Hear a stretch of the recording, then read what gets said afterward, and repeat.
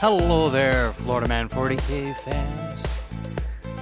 I'm back, and Jimmy Prescott here, along with Mr. John Lennon, Hello. Will Taylor, Hello. and your very own Dan Smith. Sup, guys? Hell That's yeah, it. That's all you get. Jimmy's back. We must be talking about something to have Jimmy here on this special occasion. I know, yeah, we have so many new things to talk about. Brand new codexes that have been talked about that are going to be coming out soon. But we're going to talk about one of the oldest ones in the game, Tyranids. Dear to my heart, dear to your heart, surely, if you're listening to this. And it's going to be a good old time. Why are we talking about Tyranids today, Jimmy? Well, because there's a big old beautiful list that includes some big old beautiful boys, and our very own John Lennon here recently won a GT with them. So, in the fashion of the old days, we've come back to talk about the Tyranids. And I've gotten that list together, and I will be attending an event in April, and I'll be bringing them with me as well. So I get to live the glory days at least once. Hell yeah. Absolutely. I am always happy to talk about Tyranids. I know we already did a tournament recap episode, but I think the goal here was to more break down in general, the Tyranid faction, where they stand right now, actual tactics rather than just game results. Obviously, since it came out right before we recorded this, if you're listening to this, you're aware that there's a Dark Eldar Codex coming very, very soon, or maybe just came out, depending on when this gets released, as well as the Book of Rust campaign book. I promise that we will be talking about that. We're actually going to be joined by a very special guest next time we record, which will be just a week from today. I know that Will is torturing his slaves out of excitement. Yes, I'm very excited. I'm trying to contain my excitement because this is going to be a Tyranid episode. But rest assured, next week I'm going to be front and center, grilling the our guest over information on how the new Dark Eldar should be run, list suggestions, what units are good, what units aren't good, what we should be expecting, not necessarily a codex review. But I will just have to contain my excitement just for one more week.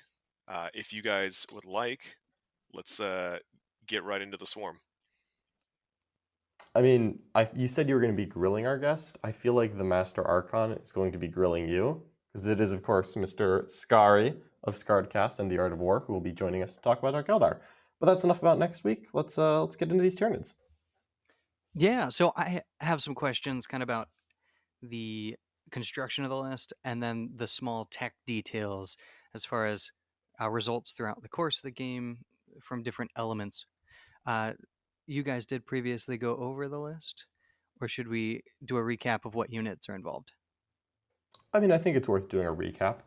Just to give a quick summary of the army itself.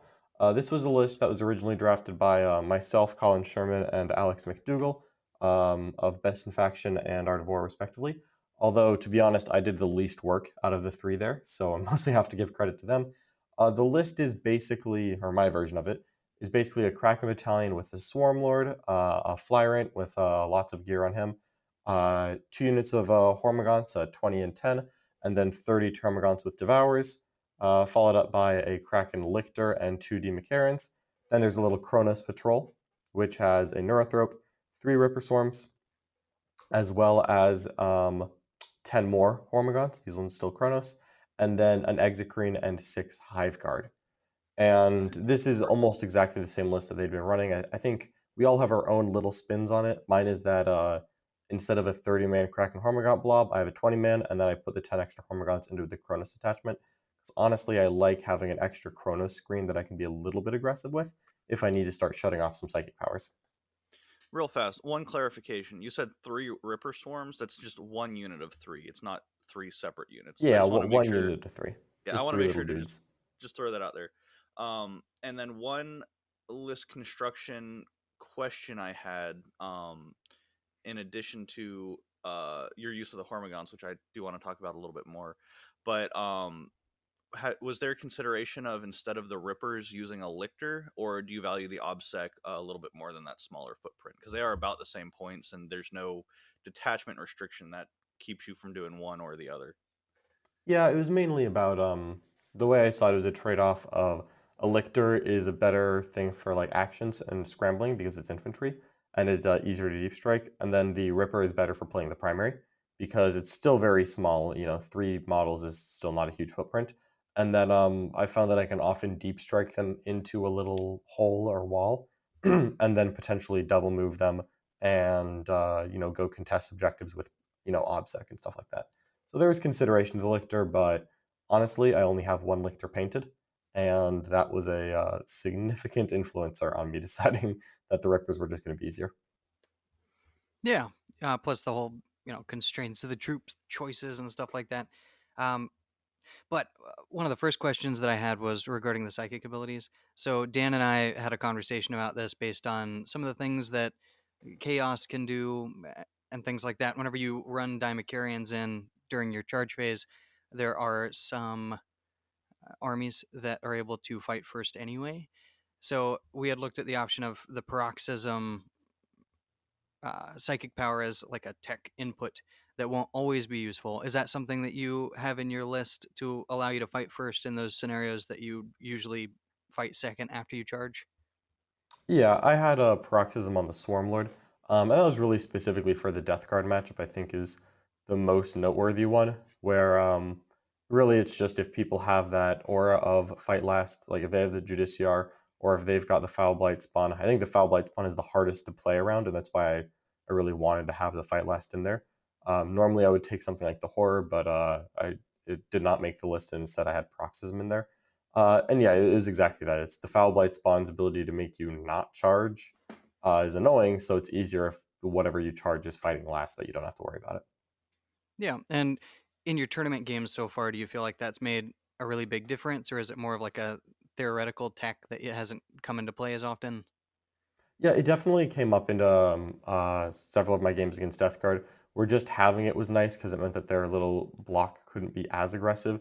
And then at least once when I went in, I successfully cast it from out of deny range, made the big Terminator brick fight last, hit it with Demacarians, and that helped regarding, me actually getting in there and doing things.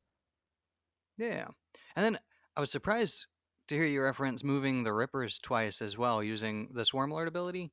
Is that like Oh no, I something just that meant you've done the pretty the often? one the one CP, not opportunistic advance, metabolic overdrive. Just pick a unit, it advances twice. Now you can't shoot or charge after that, but if you're just got Ripper Swarms trying to make it onto an objective, just moving twice, taking a random mortal wound maybe is no big deal at all. Yeah, no, that's true. I don't think I've ever even thought about using that, but it kind of segued into the next question anyway. I know that Swarmlord, your first 2 turns with him would normally be for asset delivery, using opportunistic advance or to be able to get things into position. After he's kind of done that job and everything is engaged, have you found that he on his own has like a good role to play late game, or do you just kind of throw him into whatever fight seems to be the most advantage at the time? Yeah, he's still a good bully. The biggest thing with the Swarmlord is that while he definitely can be killed if people put the effort into him, he's a very good late game bully where if you just kind of keep him safe and don't let him get wounded for the first couple turns, by the time he comes out on turn 4 and 5 and everyone's kind of down to their scraps, so to speak, where like they're running out of units, they're already mixed up, they're not near their Orin characters anymore, they're running out of command points. The Swarmlord often just lives because in combat he does have that 3-up invul, and it takes like a very solid punch to knock him out in one go. And usually what ends up happening is he's kind of scrapping with other people and just smiting, casting spells, getting a feel no pain. He's got a 3-up invul. I'm usually very stingy with my command points, so I can often late game reroll a 3-up invul if I need to keep the Swarmlord alive. In combat, of course. So I found that he's a really good late game bully, and being able to move himself means that he essentially becomes a third missile, and he's not quite as potent as a D McCarran, but he is pretty good, and he's situationally tougher while also still, providing really good, minimum 3 damage. Now, just to jump in on that real fast, One of the things too I like is you kind of touched on it with the like double moving the Ripper swarms, but late game with those Hormigaunt and even the Termagant squads, um, he has that potential where you can just like move advance and you have a large unit, so you can really get a lot of movement and then still stay within the double move range of the Swarmlord. So like if you're going second on turn 5, you can easily throw 20 bodies onto an objective and just steal it to get that primary boost. Is that something you kind of noticed too, or did you feel like usually you were just out of Hormigons and relying on your Swarmlord to go beat someone up to steal an objective? I mean, there's so many different movement tricks with Tyranids. It's hard to encapsulate them in just one idea. I guess what I really go for is trying to preserve units to make plays later as much as possible, and then only making trades that are going to actively impact the scoreboard is what I really try to go for. Um, Anything else is like self-preservation, where like I need to screen something out, and then I'll obviously throw a unit out and let it die.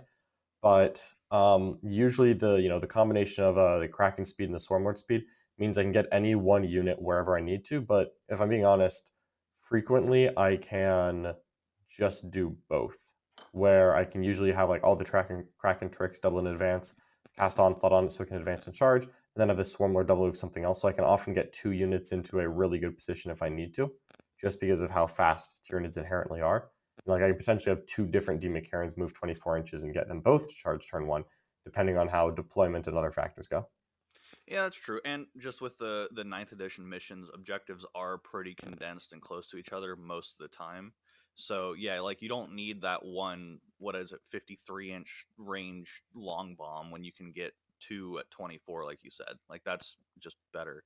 Yeah, that's Um, more realistic.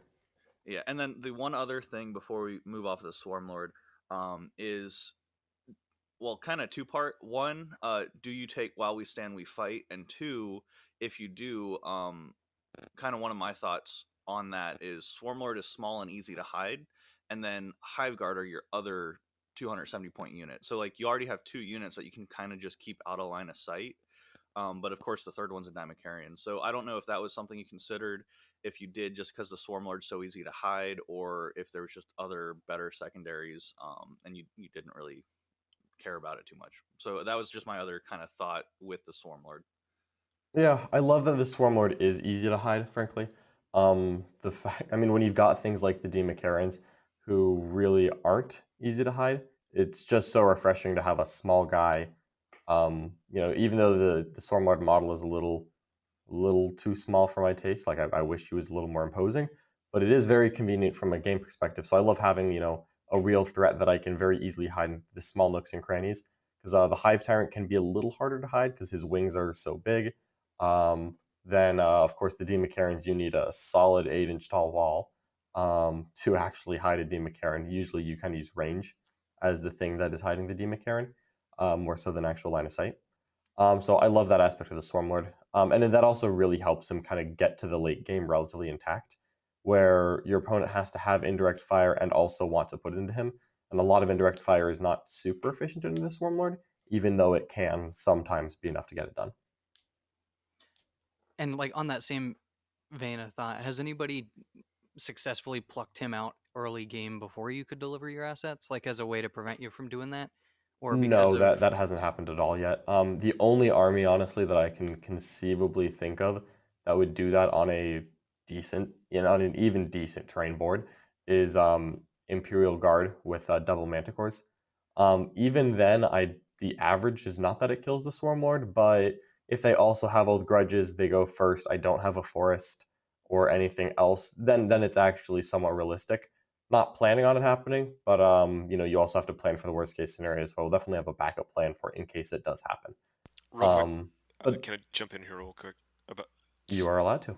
okay. So, would it be smarter to get rid of the Swarm Lord or the Hive Guard, just in that matchup, just real quick? Oh, Swarmlord 100%. Okay, cool. The That's all. Hive Guard ignore AP 1 and 2 anyway.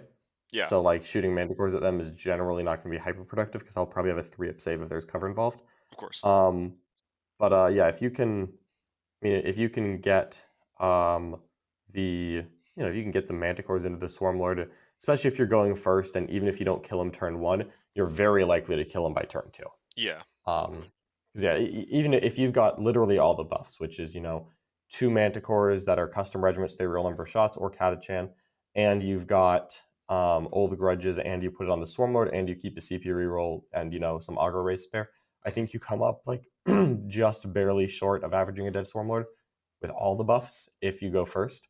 And then of course if I go get Catalyst up on the Swarm Lord, because that's where it's going to go, then he definitely doesn't die in one turn. But if you can still kill him in 2 turns, that's really valuable. Right on. Because All right, cool. low odds of killing him in 1 turn. Like if you get him down to 3 wounds, it's not going to take much more. Okay, cool. That's it. Yeah. Oh, you'd also referenced in that explanation that the Hive Guard are able to ignore AP 1 and 2, and I know that's because of the adaptive physiology trait from Blood of Ball, enhanced resistance. And then I know you also take on one of the Damicarians the what is it, like accelerated digestion? It makes it to where they can heal when they kill models. Yeah, absolutely. Those are the physiologies that I take. Yeah. How often have you seen the healing one be like really clutch? Does that usually play a big factor for you for that second Dimicarian? Yeah, it's actually I'll admit it, this was not part of the initial like list, I should say, but this was something that I added at the end, because we used to have like massive size on the Hive Tyrant, so that he was +1 strength and damage in close combat, and I just wasn't getting any mileage out of that. The accelerated digestion has been really useful, just because, again, the same thing as the Swarm Lord. When you save a Demon for the late game, and it starts jumping around after people are running low on resources, getting tagged in combat, auras are spreading out, you're running out of command points. Suddenly, the Demon just lives with a couple of wounds left, especially if it was able to get into combat, get a Feel No Pain, or have Catalyst put on it. And then being able to heal sometimes means that some armies just don't quite kill it. So that has man, that has really been useful for me. Like I think I think in a game against Death Guard, against Mr. Nick Nanavati, I think I managed to heal like 5 wounds after going into Terminators at full strength, whacking a couple around, getting hurt really badly, then knocked out 3 more, got 3 wounds back, got a Feel No Pain, went in and killed I think 2 characters, got 2 more wounds back. It actually does come up quite a bit.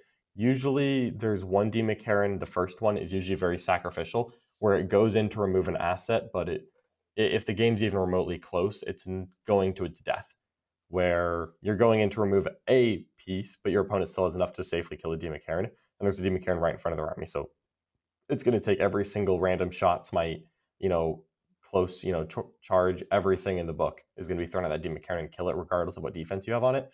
That's why I felt okay with only one having it, because the one that goes first is usually the one that doesn't heal. And with terrain and placement, you can usually make sure that the first one to get attacked is the one that doesn't heal, because I want to preserve the healing one for the late game, where my opponent loses the ability to just guaranteed pick it up in 1 turn. How often do you lose both? I would say I still have one rumbling around in at least half of my games. Yeah. What is the general board state like at the end? And like the way that I mean is I usually feel like the way that Tyranids play is grabbing objectives through the game, but by the end it kind of like if you were to look at the board, Tyranids, even when they're scoring high, would look like they would be losing because they don't usually have a lot of resources left. Does this list operate differently, or do you kind of feel the same way? No, it still operates the same way. Tyranids are still relatively fragile by the standards of other factions right now. What I normally have left at the end is the Exocrine and the Hive Guard are almost always intact, and there's of course usually a Neurothrope hanging around with them. The Gaunts are literally dead to a man almost every time, all gone, all gone. Almost always there's a Flarent buzzing around, because the Swarm Lord and the Demon have been killed after going in.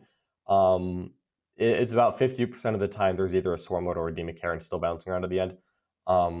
Honestly, I lose all 3 of them fairly frequently, but that's kind of okay. But every Gaunt dead, Lictor and Ripper's dying right at the end after they make a couple last minute plays just to ideally further the separation of the scoreboard. And then just 1 or 2 monsters still kicking around getting me some points is almost always what it looks like. But the Hive Guard and the Exocrine are almost always there. the Flyrant is almost always there. I think the Flyrant only has died like once in my past like 6 or 7 games. He's almost always kicking around. Honestly, though, it really does just feel like with Tyranids, I think that the army works a lot better on a 5 turn game than the 6 one, just because the army. I don't want to say it falls apart at the end, but it only has so much steam in it. When you're quite frankly putting together. I mean, really, you're putting it together from scraps. It's an old book that's was not considered to be very good. You've got two new data sheets that were injected with Forge World, so you're taking advantage of one of them. You've got the Psychic Awakening rules, which were fine, but were not anything to break the bank.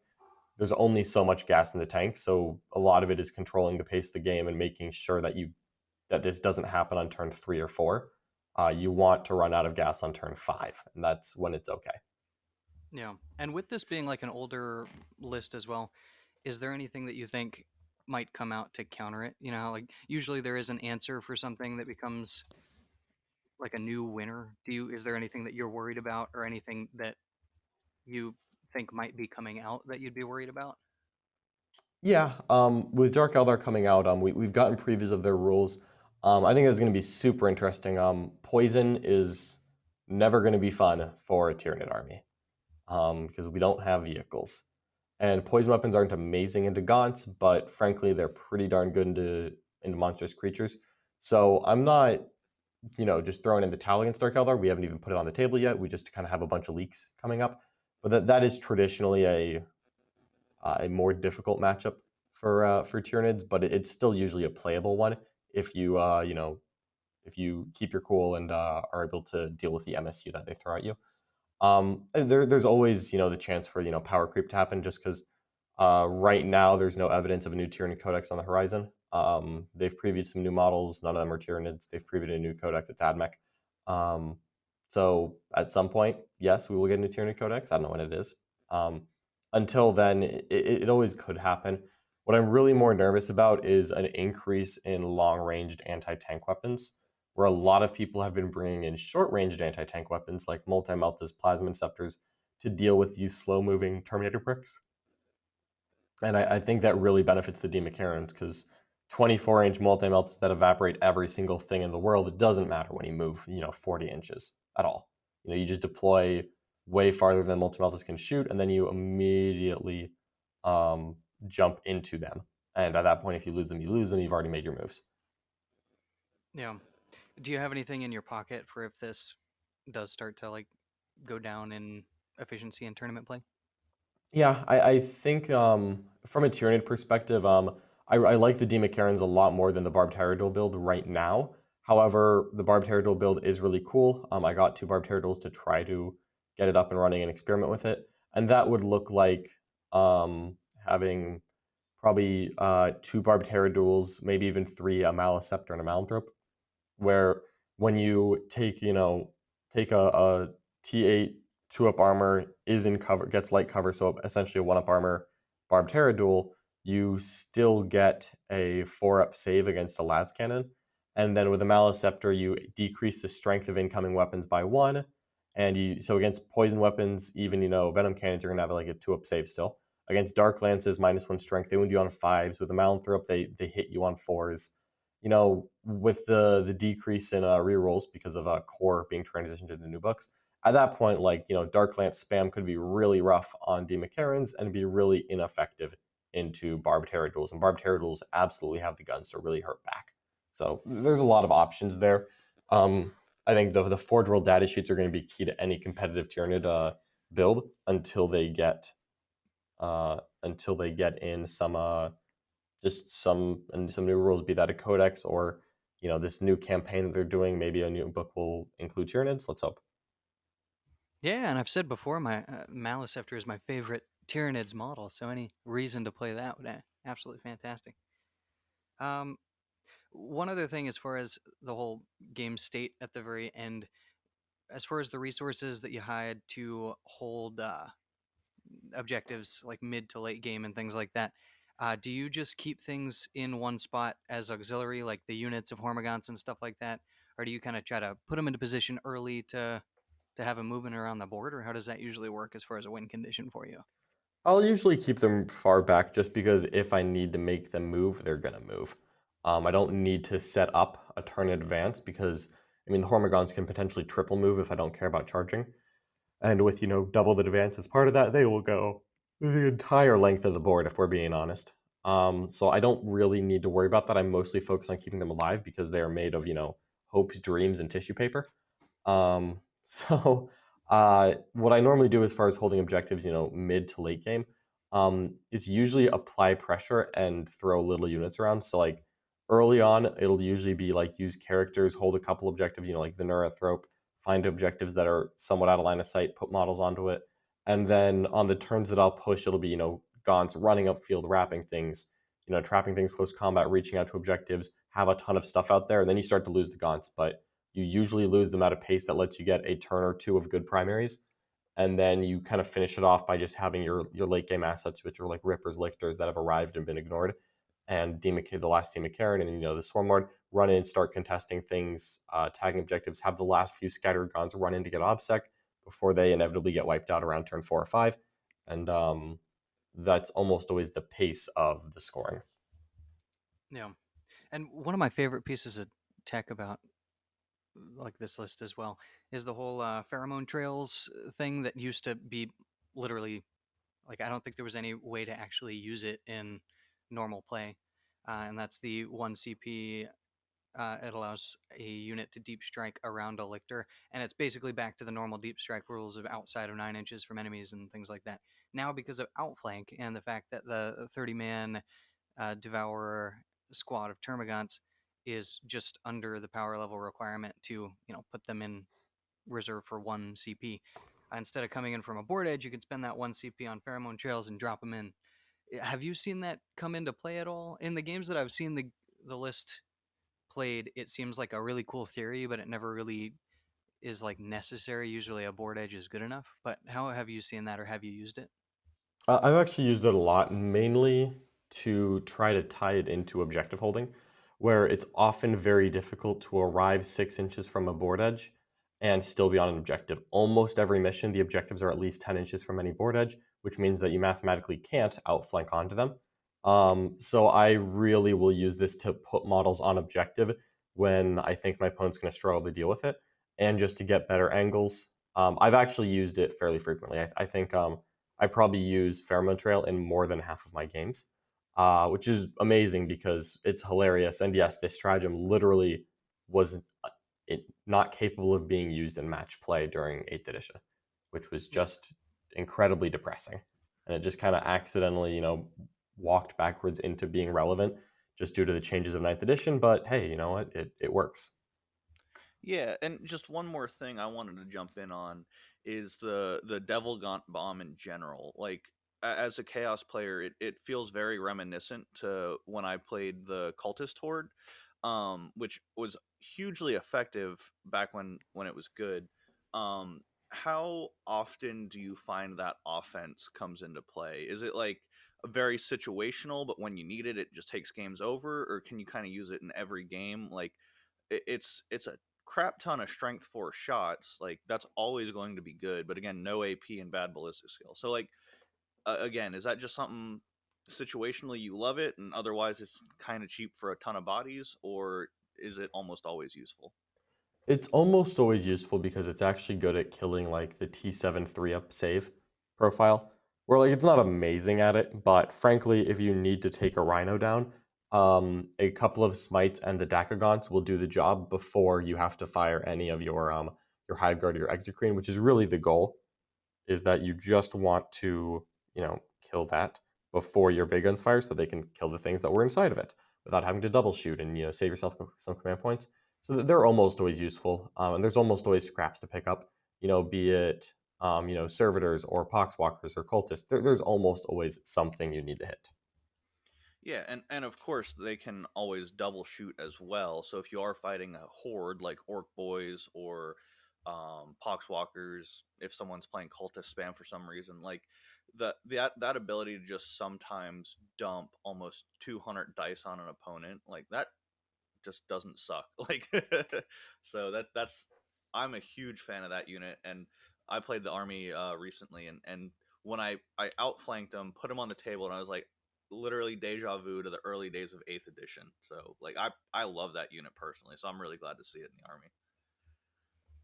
Yeah, Yeah. honestly, it is good to just see Dakagons on the table. And then one other question regarding the pheromone trails thing that kind of leads into another part of general gameplay. But do you ever feel like putting the Lictor in a place where the other 30 Devil Gaunts can drop in with him with pheromone trails puts him in an awkward place? Because usually my secondaries would be scramblers and engage on all fronts would be included at least. And then the Lictor, is able to drop into a back corner and get me some points on both. But I can't drop the Devil Gaunts in with him at the same time. Like, what kind of secondaries do you choose, or do you ever feel like it puts him in a weird spot? I haven't had any trouble with it being too bad of a spot, honestly. Just because I mean, he can still scramble on a turn that you use Pheromone's Trail, but what's more likely is that I will put the Lictor himself behind a terrain piece, and then the Gaunts just around him on the other side of the terrain piece, and the Lictor will almost always get ignored. And then next turn, I'll use Metabolic Overdrive and just move him 18 inches and deploy a Scrambler. Okay, I'm writing So that down that's because that kind of seems the crazy. most likely scenario that I found when I need to get a scrambler with him, but also I've kind of committed, so to speak, to I'm going to use him for delivering the Devil Gaunts. That's almost always what I have to do is drop him in a spot where he's going to not be in immediate line of sight, and then kind of trust that he's not going to die because frankly, going out and killing the Lictor when there's 30 Devil Gaunts, a Demon Karen crashing in, lots of other things going on, it's just so unrealistic. Yeah, and that actually kind of ties into a discussion point I really like, and that is like, of course, you can burn all your CP on fight twice on the Dimecarians, shoot twice on the Hive Guard. Like you can just dump all your CP, but it sounds like the way you play is that's like situationally you'll use it, but there's so many little tech pieces that just score you points that let your opponent be afraid of a Dimecarian fighting twice, but realistically, those 3 CP can turn into a ton of points just by, like you said, metabolic overdrive, using the double advance, double move. Like, there's so many mobility stratagems and tricks you can use that while you can go all in on offense, and sometimes the game will dictate you do that. Sounds like more often you'll really want to use your CP for mobility and um, objectives. Really, Yeah, that's usually worked out better for me, honestly. Um, as much as I, of course, love fighting twice with the Demon almost always having three different one command point stratagems has actually worked out better. Right on. So, Lennon, let me. I guess my question is, how does like an average turn look like for you? Like, or an average game? Like, can you like give me a turn by turn breakdown of what your average game would be? Because I know when you look at the person across the table from you, regardless of what they're playing, you have a general plan that you're kind of trying to stick to in order to win the game, and then there are small nuances that change that plan depending on what army you're playing against. But can you just give me like an average turn one, turn two, yada yada breakdown of like how you see the table, how you see the game, and what you do to accomplish the goals that you are trying to accomplish? Yeah, absolutely. So the immediate thing is that turn one, I look at what my opponent's primary. So if this really changes going first or second. If I'm going first, I honestly just look at how many objectives can I stand on without getting shot, and does my opponent have anything that's so badass that I need to kill it right now? Almost always the answer is like I can get some points on primary, and my opponent doesn't have anything so badass I need to kill it right now, which means that the Demon Karens will be patient and not do anything, or they will jockey around in whatever hidey spot I've been able to find, and then they will I'll just push up field just enough to score some primary points and kind of pass turn, and Hive Guard will go plink something, and the change is just if there's something that is so badass it requires immediate retention. For example, my opponent has an Iron Hand Leviathan Dreadnought that has line of sight to my Demon Karens. We just send a Demon Karen at it, put all the cast all the spells on it, then double move it on its way, and see what happens. And if it works, it works. If it doesn't, then the Demon Karen has tied up the threat usually and will die in my opponent's turn anyway. and if I've at least bought myself enough time to put more Hive Guard and another Demon Carrion into the problem. From that spot, once my opponent has had their first turn, I just take the beginning of my turn and look at how many primary they're holding and how many objectives I need to contest to lower that. Where if my opponent is on 4 objectives and they need to hold 2 of them to get a 10, I'm not realistically trying to give my opponent a 5. I instead look at, well, if I just take one of these away, we'll each hold 3 and they'll get a 10. And contesting one objective to let them score a 10 is easier than, contesting 3 objectives to let them score a 5. So I'll usually go for the path of least resistance while still just limiting their score a little bit, and I'll start looking for kind of gaps to exploit where, find a serious unit that a Demon can land next to, find something that the Exegrin can walk into line of sight to, figure out what's in range of the Hive Guard, and just start chipping at the edges while using the speed of the army and the gaunts to stop my opponent from ever really getting to my center. And I'll kind of repeat this process while reacting to what my opponent does. Almost always there's a point where my opponent's like, the Tyranids are faster and they have indirect fire, and I'm not scoring that many primary points. So they're gonna at some point usually try to make a move towards the center. And when they do, I'm gonna bring out a lot more stuff to make sure to move block them, tie them up. That's when I drop the smite nest, which is, it's actually very easy for the army to just, step out the characters and just do 43 mortal wounds real quick. And that's enough to, cripple a squad before I chip it away with gaunts or charge it with the small stuff like the Hive Tyrant and the Swarm Lord. I say small, without having to commit any shooting into it. And then the shooting can go into other things. The Demon Carrions can go into other things. It'll just help me neutralize at least one threat. Paroxysm is also key here. When my opponent makes a push and I want to do multi-charges, Paroxysm to stop the interrupt is absolutely massive. So that's what I'll usually go for. Right on.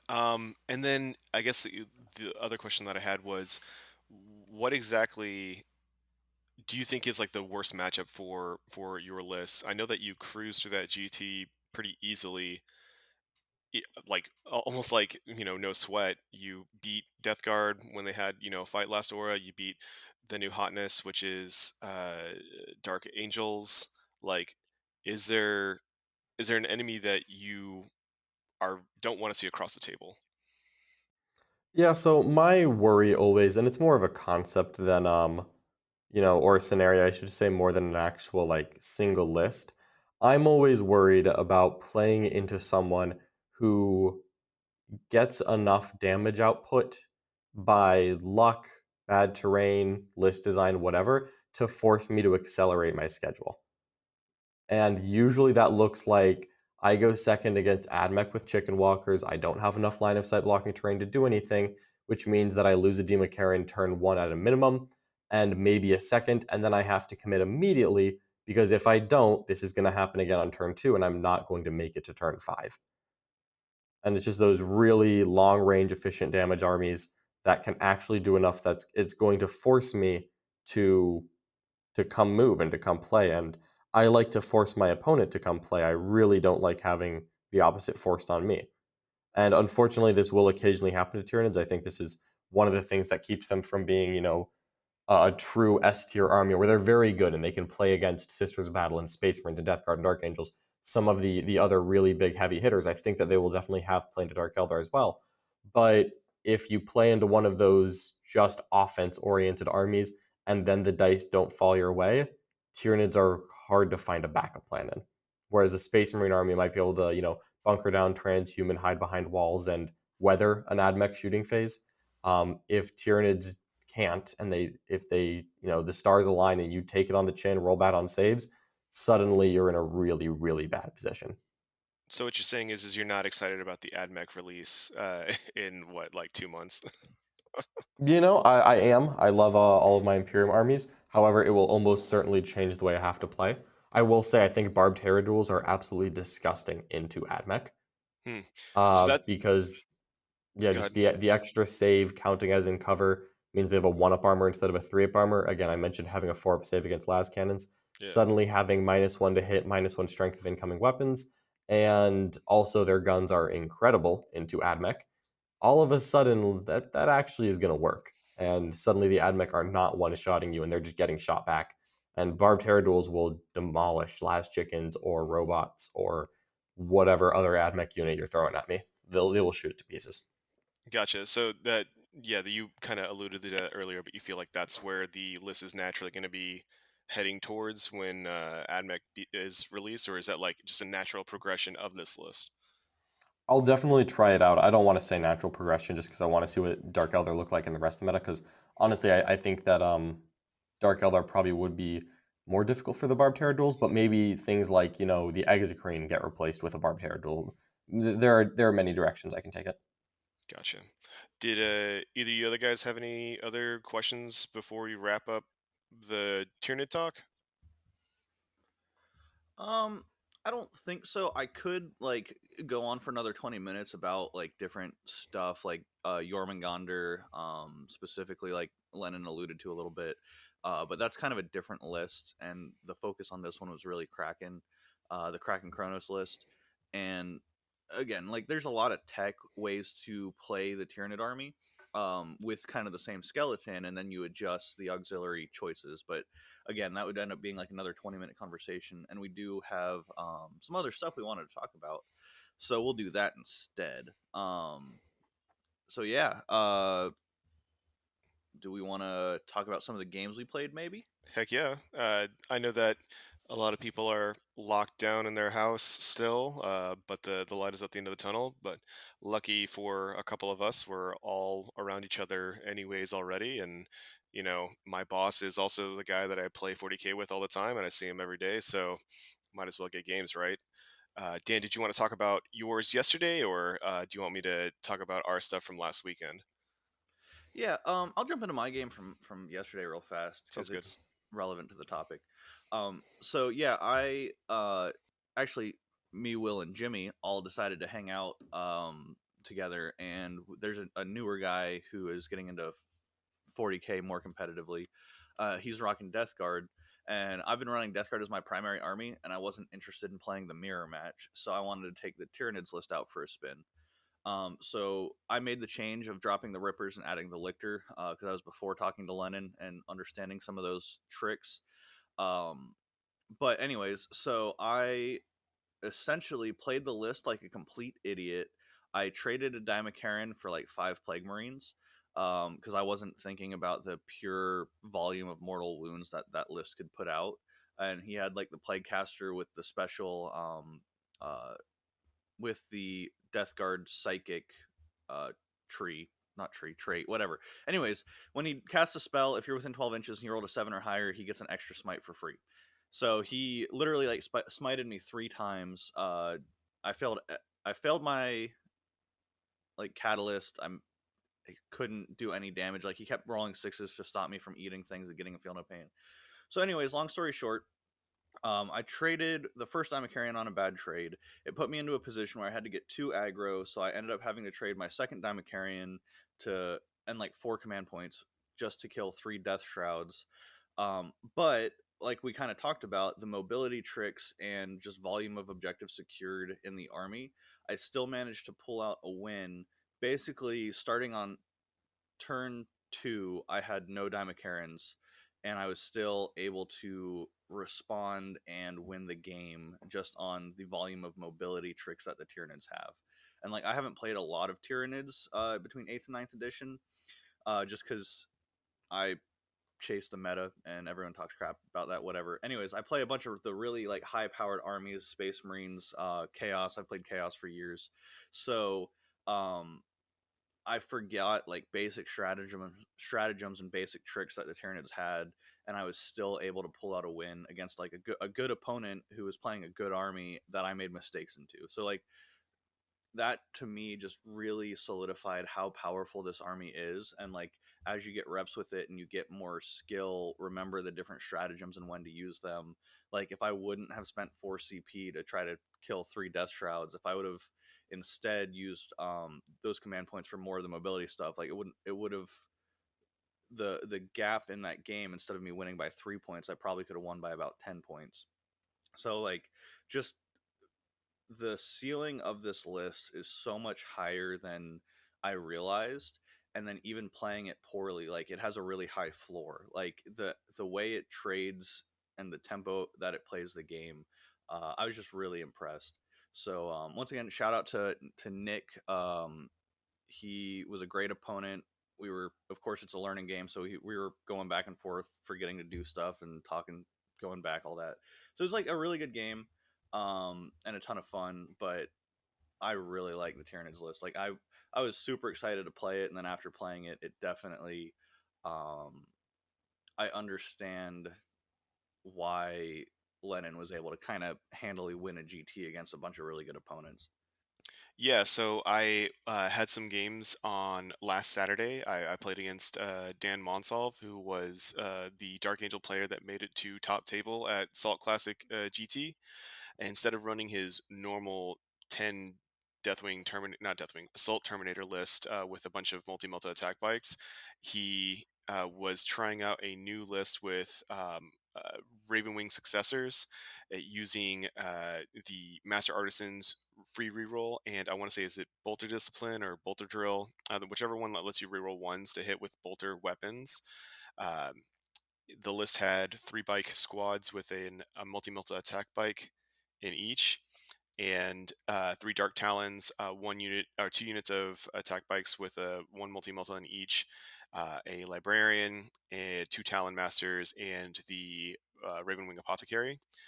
Uh, I was able to go first and take out 1 Dark Talon, but by turns 2 and 3, he was able to use his speed, get up close, start multi-melting, demo Russes, tagging tanks and whatnot, and we called it. Uh, we did find out that Ravenwing and Dark Angel successors don't get the 4-up and 5-up invul save from Jink. I think this is like one really obscure like bullet point with 3 pages in when it comes to how Dark Angel successors work, where you need to have the Grim Resolve ability, and successors from Dark Angels don't have that. Am I correct on that, Lennon? Yeah, that is correct. It's the Jink keyword is or the Jink special rule, which they all of the units have, does actually specify that you have to have Grim Resolve in order to do the thing, which is get the 4-up invuln, and it doesn't do anything otherwise. So even though your Dark Angel successors have Jink, that doesn't actually give you anything at all, which is kind of confusing, unfortunately. Yeah, it's a little weird. So that game was a little bit of a wash. I did learn that when using Scions, because I'm trying out, 30 Scions and trying to tech old grudges into my list, I did find out when using Scions, it's better to just refresh your screens with them rather than to deep strike them in a corner and take out one isolated unit, because after that, they don't have great range even as Iotan dragons. It's hard for them to start moving up and threatening other units, and they can kind of be dealt with really easily. So at least there was something to learn from that game. Uh, Later on, me and Dan Smith played like a couple turns of guard versus Death Guard, and with using what I learned from the first game and trying to make sure that if I'm moving tanks out, that I'm using science to come in, kill things in the front, and then use them as uh, defensive refresh screens so that my tanks don't get touched. Because I've been getting tanks touched very often recently, and I do not like that. That game would have been very close if everything went out to averages. We kind of assumed that it would have ended up being a tie. We couldn't finish it to a natural conclusion because he had stuff to do. I had some D&D stuff to do, so we didn't play it all the way out. But one key thing, or one funny thing rather, that happened in that game is I hit a Plague Burst Crawler with max shot demo cannon. Got 7 wounds, and Dan made 7 5-up and 6-up invul saves, and I did no damage. Yeah, no, I think it was 6. You made one, and then you rolled a Oh, 2 I on rolled a damage, and 2 it and did 1 yeah, damage. yeah, Yeah. because it disgusted me playing it. So it was like it was even more of that slap in the face. Like that was great. It was But really silly. the other thing, and kind of the reason it became what it looked like it was going to be a tie. We had talked out the way secondaries would play out. But the primary was 4 objectives. We split the table, and then Will actually deep struck in one of his units of scions and kind of like just shot a few shots at poxwalkers. Didn't really do anything, but what it did is it let me use the stratagem to bring roll 7 dice, and on a 3 up I bring a poxwalker back. So I got like 5 poxwalkers back, was able to use them to get closer to the scions, move my 4 inches, and basically get a guaranteed charge. So he gave me a bunch of free mobility, and Death Guard is so slow, like that's the thing you can't do. So that's one that we've talked about kind of a lot, and just to reinforce that point, when you're fighting against Death Guard, the biggest thing is they are slow, and you want to delay that engagement as long as possible. Yeah. So, And that also goes back to the other point too, is I kind of threw those 10 guys out to shoot at those plague or the poxwalkers instead of quadrupling down on one unit with the other 20 scions. So, you know, definitely if you're playing scions, don't throw them into isolated spots, use them as a hammer. All three squads or all your squads, whatever, shoot into one thing until it is 100% dead. yeah, Jimmy, did you want to talk? I know Jimmy and I also played a game little longer ago. I think it was like a week and a half, 2 weeks ago. But Jimmy ran the Tyranids list, and I ran Keeper Rush. So Yeah, so it had some cool elements in that game. He had the 3 Keeper of Secrets, and I, of course, had the 2 Dimacarians, the list we've been talking about. And there was a little bit of concern of who goes first because we didn't really know what those, like, tentpole figures would really be able to do to each other. So basically, just to highlight little pieces of the game, uh, he had a bunch of demonettes, and they were in proximity of these Keeper of Secrets once we kind of met in the middle of the board. And I was able to perform a charge. I think I went second, and you advanced into the middle of the board in the movement phase of his first turn. And then I was able to just get both Dimacarians into combat. One of those Dimacarians just destroyed a Keeper of Secrets immediately. Like, it just ripped right through him. And then there were some Nurglings right next to him, and I tried to do the bite on the one Nurgling model that was left, and I would have had to roll like a 2 because I was shooting at it to make sure that I would be able to kill that one model to be able to get my 5 up, so I left it there. And he rolled the 6 to keep it alive against the strength of the Dimacarian. it was literally, just so everyone knows, Nurglings are strength 2, and Dimacarians are strength 7. So the only way I pass that is with a 6. Like a 1 through 5, I fail. And yeah, that Nurgling had 2 wounds left or 1 wound left. Like basically, it's just dead because they don't get feel no pains against mortal wounds anymore. So it was like this just easy. Jimmy like manipulates it, gets all the positioning, destroys the Keeper Secrets, like turns going perfectly for him, and then this Nurgling just middle finger right to the Dimacarian's freaking gaping maw. It's just like, nah, bitch. Yeah, and to make it even worse, Nurgling has objective secured, and a Dimacarian does not. So he still held the objective that they were fighting on top of by the end of that too. But fortunately, that was the only bad part because I had also gotten Catalyst off on that Dimacarian, so he still had a 5 up, feel no pain for the turn, even without having eaten the Nurgling. But it was just an uncomfortable moment.